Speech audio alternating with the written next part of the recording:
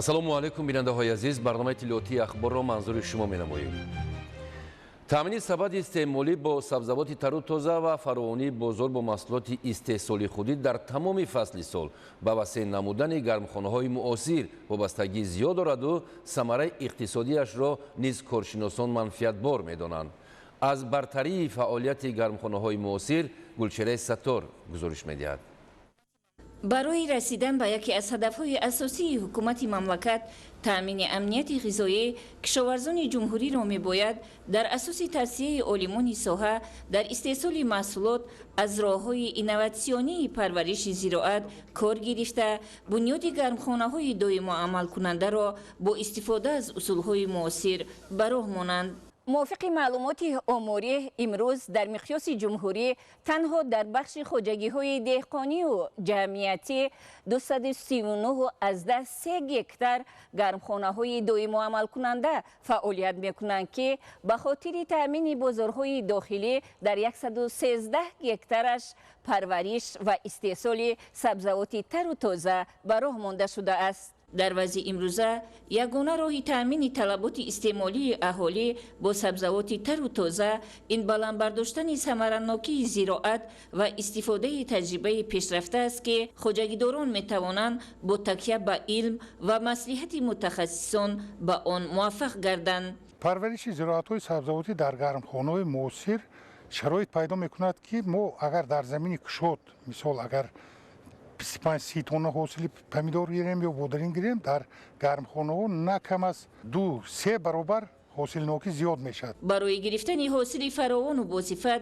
در فصل تیرماه و زمستان و تامین سبد استعمالی سهمداران دهات را میباید به بنیاد گرمخانه های اینواتسیونی توجه بیشتر ظاهر نموده میدان این گونه گرمخانه ها را وسیع‌تر نمایند. عامل‌های حیاتی رستنی‌ها این گرمی، نمی، روشنایی، هوا و غذا. در حالتی که ما یعنی که نقشه شنیدن زراعت‌های سبزیجاتی رو در گرمخانه مهیا نمی‌کنیم، در این حالت اینه که به رستنی‌ها گرمی، خب هوا، روشنایی دستنورس می‌شود. وقتی که ما زیچ می‌شونیم باید که نقشه شنیدن زراعت‌های سبزیجاتی در گرمخانه از روی اینه که 30 سانتیمتر بین هر یک زیچی هر یک رستنی باید باشد که در همین حالت اینه که برای آنها روشنایی و هوا دسترس باید باشد. رعایت درست اگرتکنیکای پرورش در این گونه گرمخانه‌ها امکان می‌دهد که از ثمر مهنت خواجگیداران فایده صاف به دست دارند. طلبات اهالی روز از روز به زراعت‌های سبزیجاتی زیاد گردیده ایستاده است. برای با سبزیجات تر و تازه با غذای سالم تامین نمودن اهالی در 4 فصل سال بنیاد گرمخانه‌ها و استفاده نمودن گرمخانه‌ها بسیار مهم است. از این لحاظ گرمخانه‌ها را برای اداره کردن متخصصان لازم هستند. اون دانشی که ما در نتیجه تکمیل اختصاص در جمهوری کره از خود نمودیم با شاگردان خود امروز آن را آموزانده ایستادیم و امید داریم که آنها نیز در آینده در استفاده نمودن گرمخانه‌های زمانوی در تمام مناطق جمهوری این ملکه خیش رو ثمرناک استفاده میبرند. استادان دانشگاه با استفاده از امکان تلاش مینمایند که متخصصان خوبی ساحه را آماده ساخته با استحصالات کشاورزی سفربر نموده و در تطبیق هدفهای سازنده دولت و حکومت سهم گذارند، زیرا در وضع حساسی امروزه که پیشگویی نشونده است عالمان و متخصصان باید در پهلوی دهقان و در اندیشه پیشنهاد نوهای بهترین زراعت، تخمی‌های خوش‌صفت و بلند برداشتن ثمره‌ناکی استحصالات و فراوانی محصولات با صفت وطنی باشند.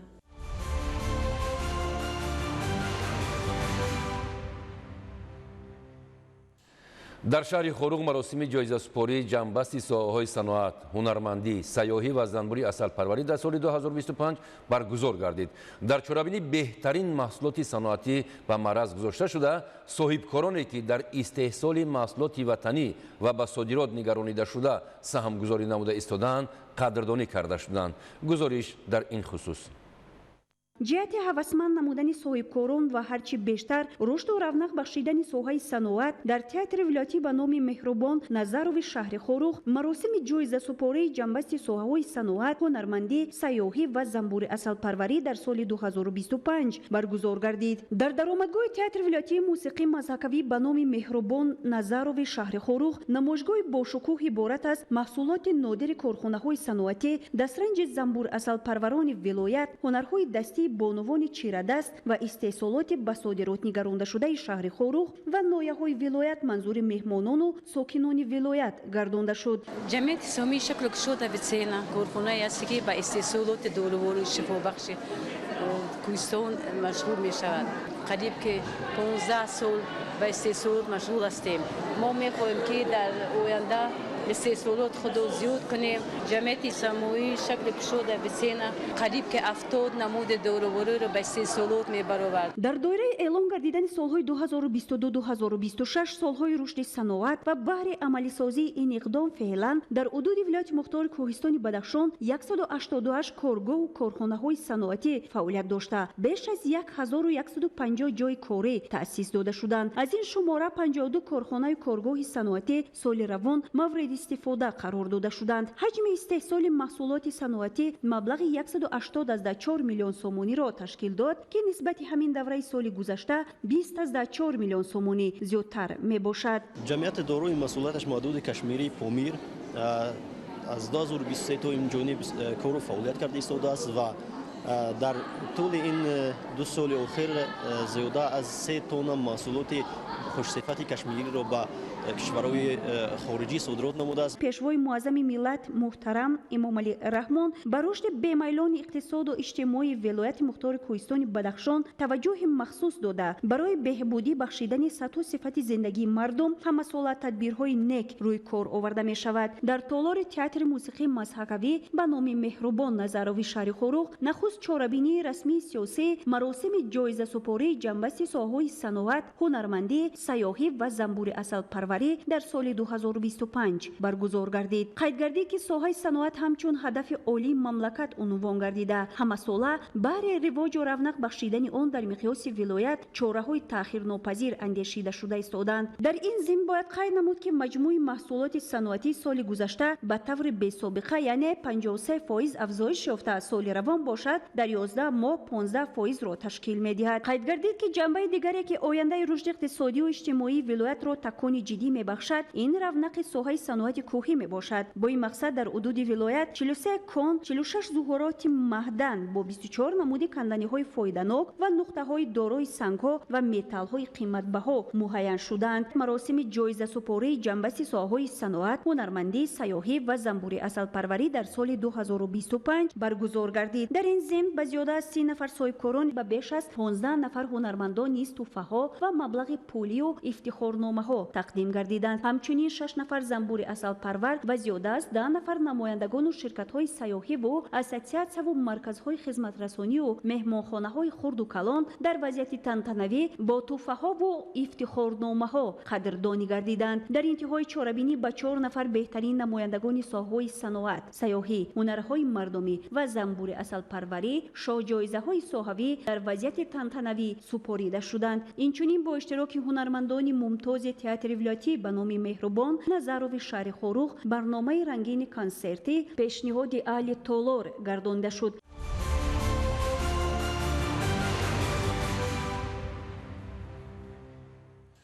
дар заминаи амалисозии барномаҳои ҳадафмандонаи ҳукумати кишвар дар солҳои соҳиби истиқлолӣ тандурустӣ ба яке аз соҳаҳои рушдкарда табдил ёфта, давра ба давра сатҳи хизматрасонии сифатноки тиббӣ дар муассисаҳои тандурустии кишвар беҳтар шуда истодааст. дар шаҳру ноҳияҳои минтақаи Кӯлоб низ вобаста ба рушди соҳаи тандурустӣ давра ба давра тадбирҳои мушаххас амалӣ шуда, имкониятҳои муосири хизматрасонии тиббӣ ба аҳолӣ дастрас мебошад. тафсилоти бештари мавзӯъ дар гузориши ҳамкорони мо. با شرافت پایداری استقلال دولتی соҳаи тандурустӣ ва ҳифзи иҷтимоӣ аҳолӣ дар кишвар рушд намуда дар натиҷаи татбиқи сиёсати созандаи ҳукумати ҷумҳурии тоҷикистон сол то сол бо бунёду азнавсозии муассисаҳои тандурустӣ ва фароҳам сохтани шароити муосири хизматрасонӣ ба таъсиси ҷойҳои нави корӣ ва таъмини ҳифзи солимии аҳолӣ ки боигарии асосии давлат ба ҳисоб меравад замина гузошт. Президенти ҷумҳурии Тоҷикистон муҳтарам Эмомалӣ Раҳмон дар паёми навбатии худ дар робита ба рушди ин соҳа изҳор доштанд ки давоми 10 соли охир дар кишвар аз ҳисоби ҳамаи сарчашмаҳо 1300 иншооти соҳаи тандурустӣ ба маблағи беш аз 5.3 миллиард сомонӣ сохта ба истифода дода шудааст. Дар шаҳру ноҳияҳои минтақаи Кӯлоб низ рушди соҳа таъмин гардида сол то сол имкониятҳои хизматрасонии тиббӣ дар муассисаҳои тандурустӣ фароҳам омада истодааст. беморхонаи клиникии вилоятии бисёрсоҳавӣ ба номи Абдулмаҷид Ҳақназарови шаҳри Кӯлоб аз ҷумлаи муассисаҳои тандурустие мебошад ки дар солҳои соҳибистиқлолӣ баъди таъмиру азнавсозӣ бунёди иншооти иловагии соҳа, ҷалби мутахассисони варзида ва дастраснамоии дастгоҳу таҷҳизоти муосири хизматрасонӣ шароиту имконияти муосир барои ташхису табобати беморон фароҳам оварда шудааст. аз паём то паём дар соҳаи тандурустӣ бисёр дастгириҳои назаррас ва чашмрасид алалхусус дар беморхонаи бисёрсоҳавӣ ба номи Абдулмаҷид Ҳақназарови шаҳри Кӯлоб ки таваҷҷӯҳи сарвари давлат ба соҳаи тандурустӣ бениҳоят зиёд аст, як қатор таҷҳизотҳои гаронарзиш ворид гардид. Дигар метавонанд ки сокинони шаҳри Кӯлоб сарсону саргардон ба шаҳри Душанбе ва дигар шаҳрҳо нараванд. алалхусус ҷарроҳиҳое ки дар дигар ҷойҳо гузаронда мешуд, имрӯз дар худи шаҳри Кӯлоб гузаронда мешавад. ҳамаи ин дастовардҳо аз ваҳдат, оромӣ ва пешрафти Тоҷикистони соҳиби истиқлоли мо мебошад. дар шаҳри Кӯлоб бо мақсади рушди соҳаи тандурустӣ ва омода намудани мутахассисони касбии соҳа айни замон ду муассисаи таълимии тиббӣ фаъолият менамояд. фаъолияти шоиставу нишондодҳои беҳтару назарраси ҷавонон низ дар муассисаҳои тандурустии шаҳри Кӯлоб аз ғамхориву таваҷҷӯҳи доимии ҳукумати кишвар нисбат ба ин қишри фаъолу пешбарандаи ҷомеа мебошад. мо ҷавонон ифтихор аз он менамоем ки сарвари давлати мо муҳтарам Эмомалӣ Раҳмон ба мо чунин биноҳои замонавӣ сохта ба истифода доданд ва шароити хуби муосир ба мо фароҳам оварданд ва инчунин дар паёми имсолаашон роҳбари давлат музди маоши кормандони соҳаи тибро ба 20% баланд намуданд ва мо аз ин миннатдории худро мерасонем. кӯшиш менамоем ки дар ҳама ҳолат ба беморон хизмати хуб расонем. дар ноҳияи Мир Саид Алӣ Ҳамадонӣ низ бар рушди инфрасохтори соҳаи тандурустӣ таваҷҷӯҳи махсус равона шудааст. бо дастгириҳои ҳукумати кишвар ва ташаббускориҳои мақомоти иҷроияи ҳокимияти давлатӣ ва саҳми соҳибкорони маҳаллӣ дар марказ ва ҷамоатҳои деҳоти дурдасти ноҳия, марказҳои саломатӣ, бунгоҳҳои тиббӣ ва дигар иншооти гуногуни соҳа бунёд шуда баҳри таъмини фаъолияти шоиста ва хизматрасониҳои сифатноки тиббӣ шароити арзанда фароҳам гардидааст. мо кормандони соҳаи тандурустии ноҳияи Мир Саид Алӣ Ҳамадонӣ аз дастгирӣ ва ғамхориҳои доимии ҳукумати кишвар ба ин соҳа бархурдор ҳастем. ҳоло дар ноҳияи Ҳамадонӣ соҳаи тандурустӣ рушд ёфта, сол то сол шароити хизматрасонӣ беҳтар шуда истодааст.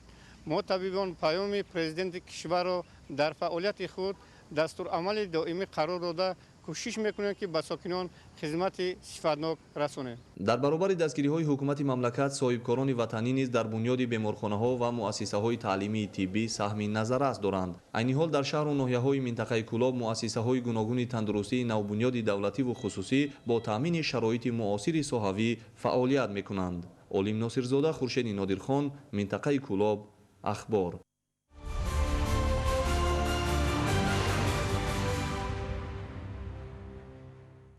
бемории зуком ва роҳҳои нафас ҳамасола бо шурӯъ гардидани фасли сармо байни мардум паҳн мегарданд. мутахассисони соҳаи тиб омилҳои гирифторӣ ба ин гуна бемориро дар яку якбора сард шудани обу ҳаво шарҳ доданд. шарҳи бештари мавзӯъ дар гузориши Қамариддин Ҳасанзода. ҳар сол баробари фаро расидани фасли сармо шумораи гирифторони бемориҳои шадиди роҳи нафас аз ҷумла бемории зуком зиёд мешавад. тибқи маълумоти кормандони соҳа, ҳангоми иваз шудани ҳаво масъулияти бадани одам паст гардида шахс гирифтори вирусҳои гуногун мегардад. зуком ин бемории шадиди сироятӣ буда он тавассути роҳи нафас мегузарад ва ба қобилияти муҳофизати муқовимати бадан, омилҳои хӯрок, муҳит, тарзи ҳаёт ва нигоҳубин вобастагии зич дорад. бемории шадиди роҳи нафас мавсимӣ буда, он ҳангоме ки организми одам ба сардӣ пурра мутобиқ нашудааст, инчунин ба нафароне ки масъулияти паст доранд, яъне бештар кӯдакон ё шахсони калонсол таъсири худро мерасонад. бемориҳои сироятӣ фарқияташон аз дигар бемориҳо дар чи аст ки бисёри вақт мавсимӣ мебошанд. бо фаро расидани фасли сармо яке аз муҳити мувофиқ барои вирусҳо мебошад. аз ҳамин сабаб бемориҳои вирусӣ зиёдтар мешавад. яке аз бемориҳое ки зиёдтар вомехӯрад ин бемориҳои шадиди вирусии роҳи нафас мебошад. бо фаро расидани фасли тирамо баъдан зимистон баҳор тӯли ин се фасл бемории шадиди роҳҳои нафас зиёдтар вомехӯрад. аз ҳамин сабаб аз ҷиҳати беморишавӣ бемориҳои сироятии шадиди роҳи нафас ҳам дар байни бемориҳои сироятӣ ва ҳам дар байни бемориҳои ғайрисироятӣ дар ҷой аз ҷиҳати бемориоварӣ беморишавӣ ҷойи аввалро мегиранд. аслан ба бемориҳои шадиди вирусии роҳҳои нафас нест табақае ки ба ӯ бемор нашаванд, вале кӯдакон зиёдтар бемор мешаванд. аз ҳисобе ки масъулияти онҳо паст мебошад, омили дигаре ки шахсони калон аз кӯдакон камтар бемор мешавад, ин ҳангоме ки ҳар як шахсе ки ба бемориҳои шадиди вирусии роҳи нафас ва ё зуком ва зукомонанд ба ин беморӣ гирифтор шуд, онҳо масъулият пайдо мекунанд ва дар тӯли ҳаёт ба ин вирус як бор бемор мешаванд. ба гуфтаи мутахассисони тиб, аҳолӣ одатан зукомро шамолкашии оддӣ ҳисобида ба он чандон аҳамият намедиҳанд, вале дар асл он касалии сироятии вирусӣ буда, дар сурати бепарвоӣ зоҳир намудан ва сари вақт тавобат нагирифтан метавонад чандин бемории дигарро ба вуҷуд биёрад. тавсияи пешгирикунанда аз зуком ин пеш аз ҳама риояи реҷаи ҳавоивазкунӣ дар дохили хона, корхона ва муассисаҳои таълимӣ мебошад. беморӣ ба воситаи қатрагии ҳавоӣ мегузарад ва чунин аломатҳои зеринро дорад. яъне якум ҳароратбаландии бадан, сулфаи азиятдиҳанда, дар баъзе ҳолатҳо шикамравӣ ва дарунравӣ дида мешавад. ин беморӣ ба монанди дигар бемории мавсимӣ зукомҳои пешина аст ва ягона фарқаш ин ки ҳароратбандӣ муддатҳои 4-5 рӯз давом медиҳад ва ягон оризаҳои хавфнок надорад.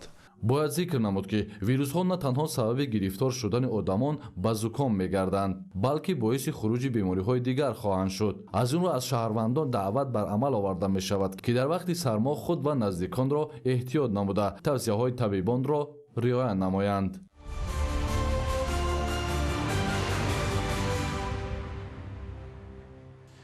энергетика соҳаи муҳимтарини пешбурди иқтисодиёт ва иҷтимоиёт ба шумор меравад. манбаи асосии истеҳсоли қувваи барқ ин захираҳои обии мамлакат мебошанд. бинобар ин имрӯз аз тарафи ҳукумати ҷумҳурии тоҷикистон тамоми тадбирҳо андешида мешаванд ки захираҳои обии кишвар самаранок истифода гарданд. дар баробари ин мақомоти дахлдор барои ошкору бартарафсозии қоидавайронкуниҳо дар самти истифодаи нерӯи барқ тадбирандешӣ менамоянд. ҳамкорони мо гузориш медиҳанд.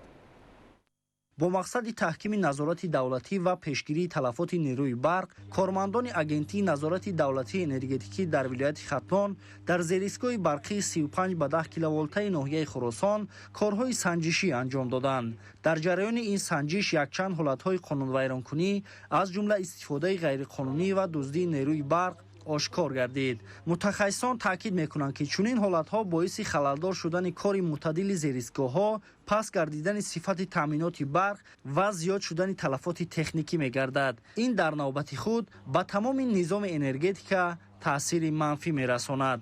мутобиқи талаботи қонунгузории амалкунандаи ҷумҳурии Тоҷикистон нисбат ба шахсони қонунвайронкунанда, протоколҳои ҳуқуқвайронкунӣ тартиб дода шуда, чораҳои дахлдории ҳуқуқӣ андешида шуданд. ҳамзамон ба истифодабарандагони нерӯи барқ оид ба зарурати риояи қоидаҳои истифодаи қонунии барқ корҳои фаҳмондадиҳӣ гузаронида шуд. риояи қоидаҳои истифодаи барқ, пардохти саривақтии маблағ ва пешгирии қонунвайронкуниҳо на танҳо масъулияти шаҳрвандӣ, балки омили муҳим дар расидан ба истиқлолияти пурраи энергетикӣ мебошад. вобаста ба ин масъулину кормандони раёсати агентии назорати давлатии энергетикии назди президенти ҷумҳурии Тоҷикистон дар минтақаи Истаравшан дар марказҳои савдо ва манзилҳои истиқоматии сокинони ноҳияи Зафаробод мунтазам чорабиниҳои оммафаҳмонӣ доир намуда истоданд ки ҳадаф аз он расонидани мазмуну муҳтавои паёми навбатии президенти ҷумҳурии Тоҷикистон муҳтарам Эмомалии Раҳмон доир ба мавзӯи барқ ва фаҳмонидани пешгирии талафот, истифодаи пурмаҳсулу оқилонаи нерӯи барқ ва пардохти саривақтии он ба шумор меравад, зеро самаранок истифода бурдани нерӯи нерои барқ ва пардохти саривақтии маблағи он нишона аз фарҳанги баланд ва масъулияти шаҳрвандии ҳар як сокини масъулиятшинос ба ҳисоб меравад. Кормандони агентии назорати давлатии энергетикии назди президенти ҷумҳурии Тоҷикистон зимни баргузор намудани корҳои тарғиботию ташвиқотӣ бо ёдоварӣ аз суханрониҳои роҳбари давлат қайд намуданд ки аз соли 2027 аз ҳисоби истеҳсоли нерӯи барқ дар нерӯгоҳи барқии обии Роғун ва силсилаи нерӯгоҳҳои дарёи Вахш норасоии нерӯи барқ дар кишвар пурра бартараф ва Тоҷикистон ба истиқлоли комили энергетикӣ ноил мегардад. ҳамзамон дар ин рӯз гурӯҳи тарғиботӣ ба ҳар як ҳавлии сокинон ворид шуда мазмуну моҳияти тағйиру иловаҳо ба кодексҳои ҳуқуқвайронкунии маъмурӣ ва ҷиноятии ҷумҳурии Тоҷикистонро ҳамаҷиҳата фаҳмонида истодаанд. таҳлилҳои агентии назорати давлатии энергетикӣ назди президенти ҷумҳурии Тоҷикистон нишон дод ки дар ҳамаи 7 шаҳру ноҳияҳои ба минтақаи Истаравшан тобеъ буда дар натиҷаи ошкорсозии қоидавайронкуниҳо дар соҳаи барқ ва ташкили корҳои оммафаҳмониву тақсими варақаҳои иттилоотӣ талафот аз нерӯи барқ коҳиш ёфта сатҳи қоидавайронкуниҳо дар ин самт паст гардидааст. илова бар ин дар зеристгоҳҳои барқии шиддаташон гуногун васлу насби ҳисобкунакҳои барқии интеллектуалӣ идома дошта ҳамзамон сокинон ва соҳибкорони чанде аз марказҳои хизматрасонӣ ба насби панелҳои офтобӣ оғоз намуданд. Фирдавс Умарзода, Орзу Маъруфзода, ноҳияи Зафаробод, Ахбор.